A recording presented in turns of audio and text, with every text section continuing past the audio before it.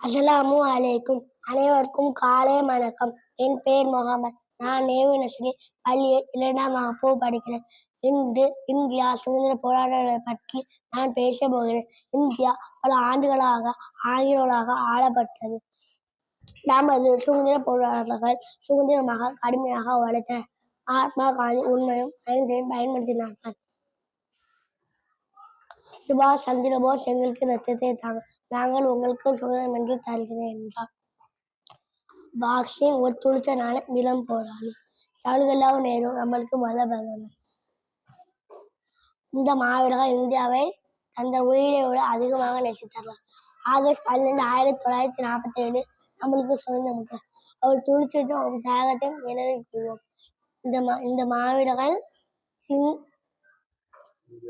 இந்தியாவை பெருமையாகவும் வலிமையாகவும் மாற்றுவோம். நன்றி.